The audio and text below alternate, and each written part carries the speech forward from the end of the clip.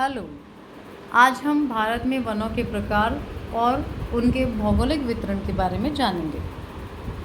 देखिए, किसी भी क्षेत्र या प्रदेश की जो वनस्पति है वो वहाँ के जलवायु, जिसमें हम मोटे मोटे तौर पे तापमान और वर्षा को लेते हैं, उस क्षेत्र की मिट्टी का प्रकार, किस प्रकार की मिट्टी है, कौन कौन से खनिज पदार्थ उस मिट्टी में मौजूद हैं, और भूगर्भिक संरचना से प्रभावित होती है।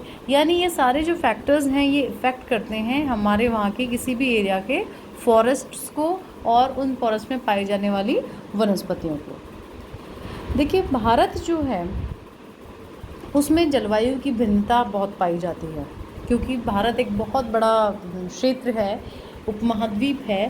तो क्षेत्रीय विभिन्नता और जो है वो साथ साथ जलवायु विभिन्नता भी लेके आती है, यानी क्लाइमेटिक डिफरेंस भी इन क्षेत्रों में हमें देखने को मिलता है। और इस क्लाइमेटिक डिफरेंस, फिजियोग्राफिक डिफरेंस, इन सब डिफरेंसेस के कारण, इन सब अंतर के कारण यहाँ पर कई प्रकार के वन क्षेत्र हमें देखने को मिलते हैं। आइए हम चर्चा करते हैं, एक एक वन क्षेत्र को लेते हैं कि उनकी क्या विशेषताएं हैं और किन किन क्षेत्रों में वो वन विस्तृत हैं।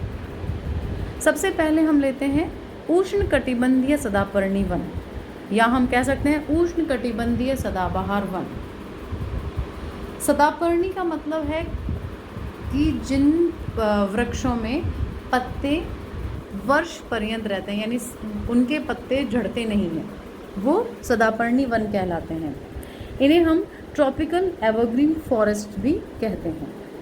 देखिए, ये जो ट्रॉपिकल एवरग्रीन फॉरेस्ट हैं, जब हम क्लाइमेटिक कंडीशंस की बात करें तो विशेष रूप से उन क्षेत्रों में होते हैं जहां औसत वार्षिक वर्षा 250 सेंटीमीटर तक होती है, और साथ ही साथ इन क्षेत्रों का जो औसत तापमान है वो 27 डिग्री सेंटीग्रेड होना चाहिए।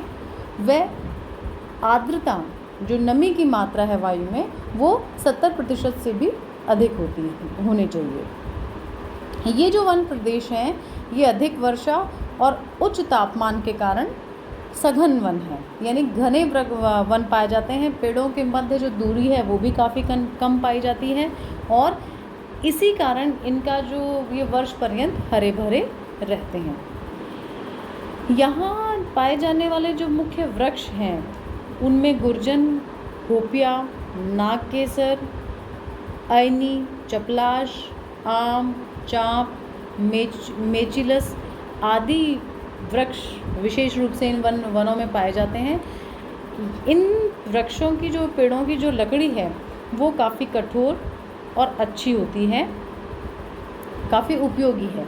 लेकिन ये इतने सघन वन है कि अभी इनका जो शोषण है वो अभी तक नहीं हो पाया है। काफ़ी हद तक ये इंटैक्ट फॉरेस्ट एरियाज़ हैं।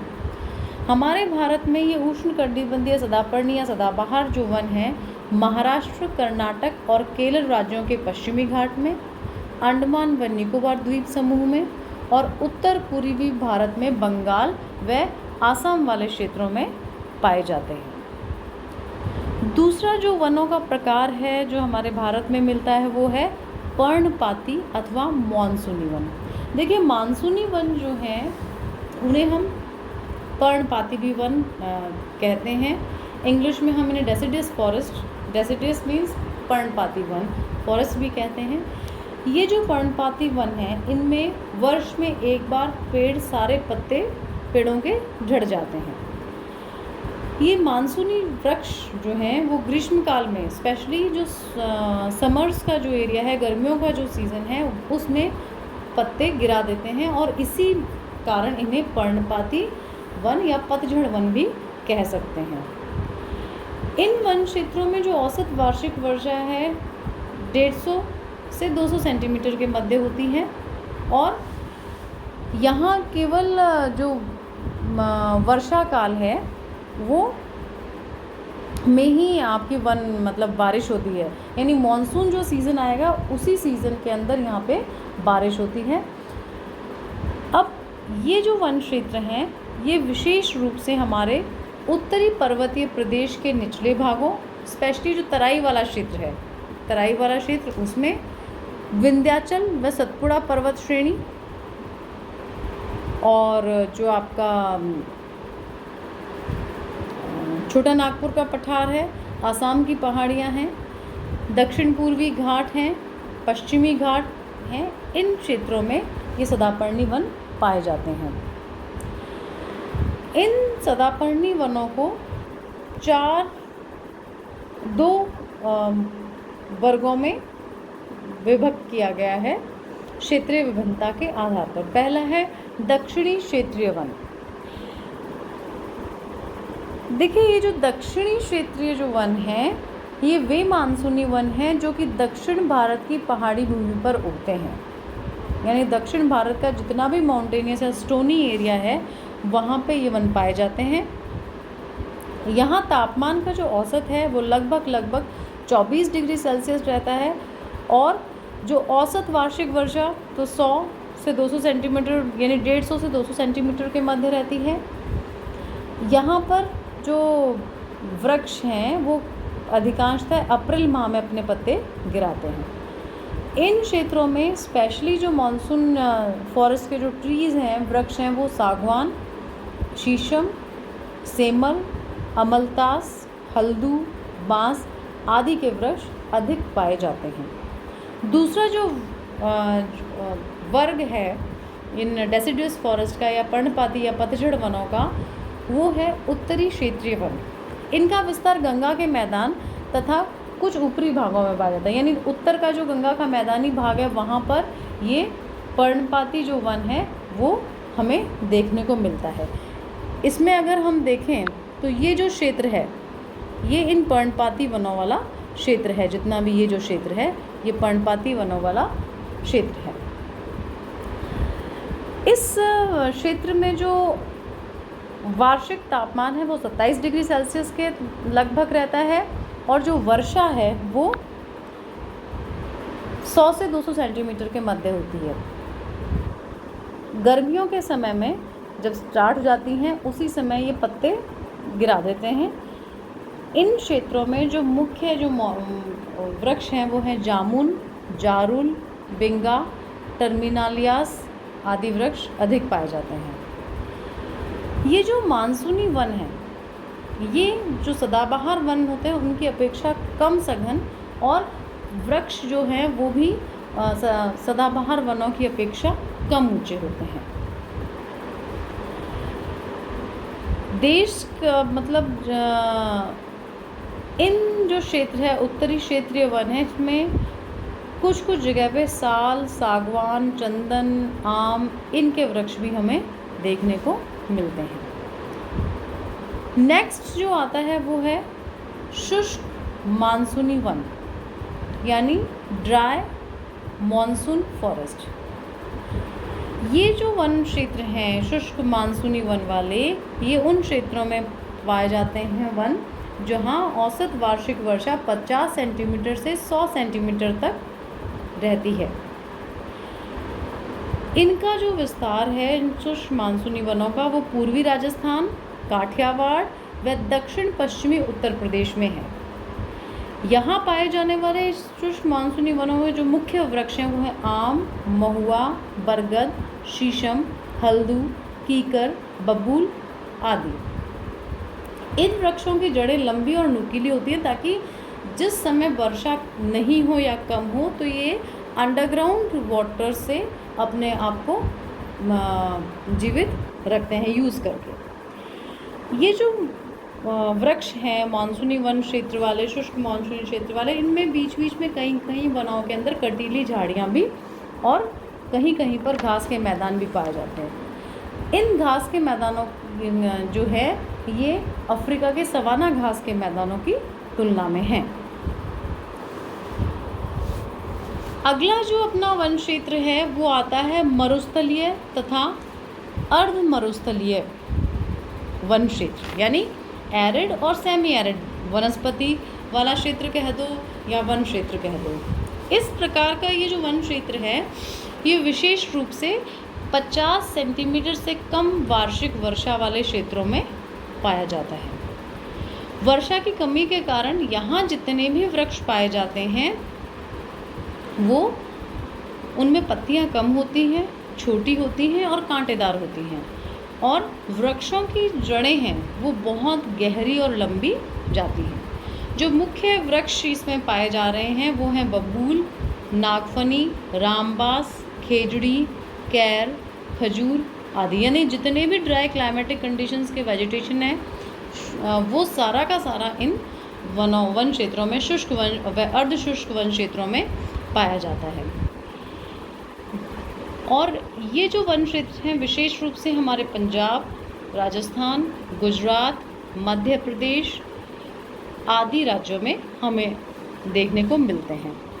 यहाँ पे हमारा ये जो भाग है ये शुष्क व अर्ध शुष्क वन क्षेत्र वाला भाग विशेष रूप से है। शुष्क में ड्राई एरियाज़ में जैसलमेर के आसपास वाला, अर्ध शुष्क में उसके बाहर वाला जो क्षेत्र है ये इन वन क्षेत्रों के अंतर्गत आता है। अगला जो फॉरेस्ट टाइप है, अगला जो वन प्रकार है भारत का वो है मैंग्रोव अथवा ज्वारीय वन, टाइडल फॉरेस्ट। इसे हम लिटोरल व स्वैम्प फॉरेस्ट भी कहते हैं। देखिए ये जो मैंग्रोव और ज्वारीय वन है ये प्रायद्वीप के पूर्वी एवं पश्चिमी तटवर्ती भागों में और गंगा ब्रह्मपुत्रा डेल्टाई क्षेत्रों में पाए जाते हैं। यहाँ पर ज्वार के जो हैं टाइड्स हैं वो आती हैं और वो समुद्र का जल वृक्षों की जड़ों में डालती हैं। ये जो प्रदेश हैं बेसिकली कीचड़ और दलदली युक्त प्रदेश हैं। जैसे कि हम ये कह सकते हैं ये वाला जो भाग है ये पूरा काला शोर क्षेत्र पर को दिख रहा है, ये पूरा पश्चिम में भी थोड़ा आसपास का जो क्षेत्र है वो ये मैंग्रोव और टाइडल फॉरेस्ट के अंतर्गत आता है। क्योंकि टाइड्स अपने साथ पानी जब लेके आती हैं टाइड्स के समय में तो पानी इन तटीय क्षेत्रों में अपना ला के डालती हैं, जिससे धीरे धीरे करके दलदल की स्थिति उत्पन्न हो जाती है। उसी प्रकार से जो नदी डेल्टा वाले क्षेत्र हैं ये भी सारे इसमें आते हैं। इन्हें हम डेल्टाई वन भी कह सकते हैं। इन वनों में अनेक प्रकार के जहरीले कीड़े मकोड़े, सांप आदि जीव जंतु रहते हैं और यहाँ जो पाई जाने वाली वनस्पति है वो मैंग्रोव प्रकार की वनस्पति है।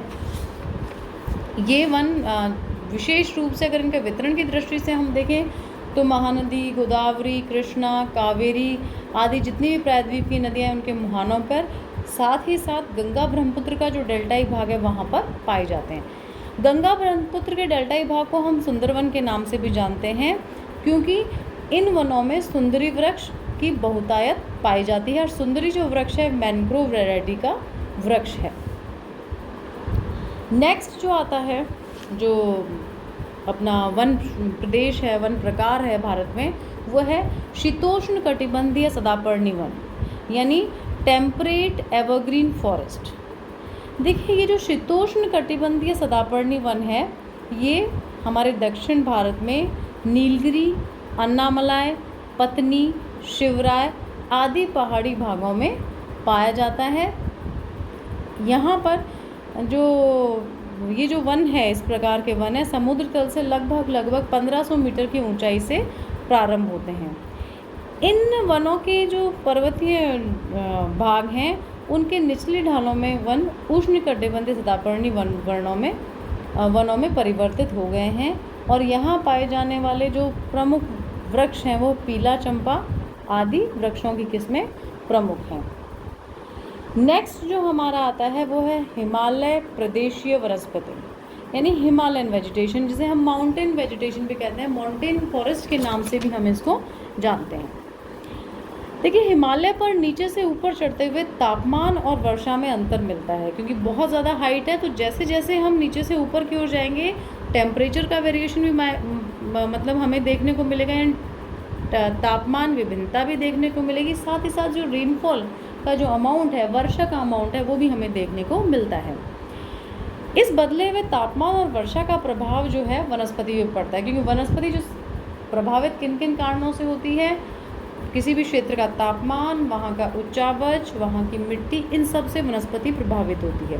तो क्योंकि हाइट के साथ साथ हिमालय क्षेत्र में भी तापमान में और वर्षा में परिवर्तन होता जा रहा है, उसी प्रकार तो यहाँ पे नेचुरल है कि भाई वनस्पति भी आपको उस हिसाब से परिवर्तित ही मिलेगी।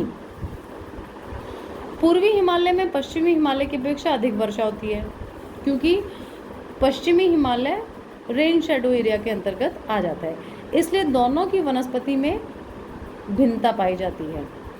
तो इस भिन्नता के कारण हम इस माउंटेन फॉरेस्ट को, हिमालयन माउंटेन का जो फॉरेस्ट एरिया है, उसको दो प्रकार में वर्गों में बांट सकते हैं। पहला है पूर्वी हिमालय का वन।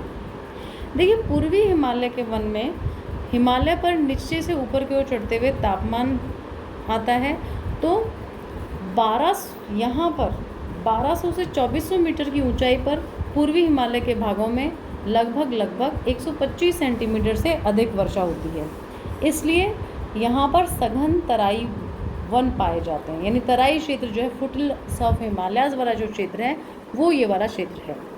ये उष्णकटिबंधीय सदापर्णी वनों की ही भांति हैं ये वाले, और इन वनों में विशेष रूप से जो वृक्ष पाए जाते हैं वो दालचीनी, अमूरा, दिलेनिया, साल, मंगनोलिया, लॉरेल, चिनौली, चंदन, शीशम, खैर और सेमल के वृक्ष यहाँ पे पाए जाते हैं। इन वनों के अंदर, इन वृक्षों के पास कई बेल जो हैं, लताएं जो हैं, वो झाड़ियाँ, बांस के वृक्ष, ये सब यहाँ पर मिलते हैं। अब ये तो हुआ 1200 से 2400 मीटर की ऊंचाई वाला बात। उसके बाद हम चलते हैं 2400 से 2600 मीटर की ऊंचाई पर। तो 2400 से 2600 मीटर की ऊंचाई पर शीतोष्ण कटिबंधीय प्रकार के वन उगते हैं। निचले हिस्से में चौड़ी पत्ती के वृक्ष पाए जाते हैं, जैसे ओक हुआ, लॉरेल हुआ, मैपल हुआ, बर्च हुआ, एल्डर हुआ। और ऊंचाई पर जैसे जैसे हम इन 2400 मीटर से ऊंचे और चलेंगे, तो वहाँ पर हमें जो वृक्ष मिलेंगे वो है silver fir, juniper, rhododendron, pine, spruce आदि। ये सारे शंकुधारी वन हैं या वृक्ष हैं, जिसे हम कह सकते हैं। और इन वृक्षों का जो कद है, हाइट है, वो काफ़ी छोटी होती है। और इन जो हाइट वाले क्षेत्र हैं, यहाँ कहीं कहीं पर हमें लार्च और नीला पाइन भी देखने को मिलता है। 4800 मीटर से अधिक ऊंचाई पर किसी भी प्रकार का वृक्ष नहीं पाया जाता, केवल छोटी छोटी घास उगती है और कुछ फूलों वाले पौधे उगते हैं। अब दूसरा वर्ग जो है इन माउंटेन फॉरेस्ट का, हम उस पे आते हैं, वो है पश्चिमी हिमालय के वन। देखिए, पश्चिमी हिमालय में वर्षा की न्यूनता पाई जाती है, मतलब इस एरिया में जो वर्षा है वो काफ़ी कम होती है। ऊंचाई के अनुसार वनस्पति के प्रकार में भी अंतर आएगा। जैसे 900 मीटर की ऊंचाई तक, यानी पश्चिमी हिमालय के 900 मीटर की ऊंचाई तक वाले भाग में वर्षा कम है, केवल यहाँ पे झाड़ियाँ और छोटे छोटे वृक्ष पाए जाते हैं, जो कि इन कंडीशंस को आसानी से सहन कर सकते हैं। ये बेसिकली अर्ध मरुस्थलीय वनस्पति का ही स्वरूप है, यानी जहाँ छोटी झाड़ियाँ, छोटे वृक्ष पाए जाएंगे, तो यानी उनमें जो स्पेशलिटी है, क्वालिटी है, वो अर्ध मरुस्थलीय वनस्पति का ही रूप है। कुछ भागों में, इन क्षेत्रों में हम पशु चारण यानी पशुओं को भी चराते हैं, एनिमल ग्रेजिंग भी करवाते हैं। और लेकिन इन पश्चिमी हिमालय वाले भाग में जहाँ जहाँ नदियाँ हैं, उसके निकटवर्ती भाग में, क्योंकि अंडरग्राउंड वाटर लेवल बहुत अच्छा हो जाता है, इसलिए अच्छे वृक्ष आपको देखने को मिलते हैं। अब 900 के बाद जब हम 900 से 1800 मीटर तक की ऊंचाई में जाते हैं, तो वहाँ वर्षा की न्यूनता और कम तापमान, वहाँ टेम्परेचर भी कम है, तो इस कारण वहाँ पे हमें देखने को मिलते हैं चीड़ के वन, यानी चीड़ वृक्ष के वन बहुतायत में हमें मिलते हैं। चीड़ की जो लकड़ी है वो काफ़ी उपयोगी है इकोनॉमिक पॉइंट ऑफ व्यू से, और कम वर्षा होती है, तो इसलिए चीड़ के साथ साथ यहाँ पर साल, सेमल, ढाक, शीशम, जामुन, बेर आदि के पर्णपाती वन भी पाया जाता है। यानी यहाँ पर जो पश्चिमी हिमालय में वन प्रदेश वाले भाग हैं, 900 से 1800 मीटर की ऊंचाई वाले, वहाँ का जो मुख्य वृक्ष है वो चीड़ है, और साथ ही साथ हमें अन्य साल, सेमल आदि के वृक्ष भी पाए जाते हैं, जो कि वर्ष में एक बार अपने पत्ते गिरा देते हैं। उसके बाद आता है 1800 से 3000 मीटर की ऊंचाई।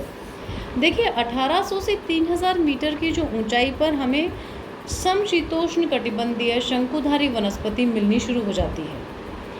निचले भागों में चौड़ी पत्ती वाले वृक्ष मिलते हैं और जैसे हम ऊपर जाएंगे तो वहाँ पे कोणधारी वृक्ष जो है हमें मिलने लग जाते हैं। यहाँ चीड़, देवदार, नीला pine, alder, elm, birch, poplar आदि के वृक्ष मुख्य हैं और 2500 से 3000 मीटर के निकट जो है पीला पाइन और सिल्वर फर जो है वो वृक्ष हमें मिलता है। जैसे ही हम 3000 मीटर से ऊपर के भागों में पूर्वी हिमालय पहुंच जाते हैं तो इन 3000 मीटर के ऊपर वाले जो क्षेत्र हैं वहाँ पर पूर्वी हिमालय के समान एल्पाइन वनस्पति पाई जाती है, यानी 3000 मीटर से अबव जो भी वनस्पति होगी वो एल्पाइन प्रकार की वनस्पति होगी। और इसमें जो हमें जो वृक्ष मिलते हैं, ये वाला जो हिस्सा जो एल्पाइन वनस्पति का ये डॉट डॉट वाला जो हिस्सा है वो है। और इसमें जो एल्पाइन जो फॉरेस्ट है, वेजिटेशन जो है, इसमें मुख्य जो वृक्ष हैं वो बर्च, सिल्वर फर और जूनिपर। ये सारा जो है हमारे वनस्पति का प्रकार है। इसे आप रिवाइज कीजिए और याद कीजिए। धन्यवाद।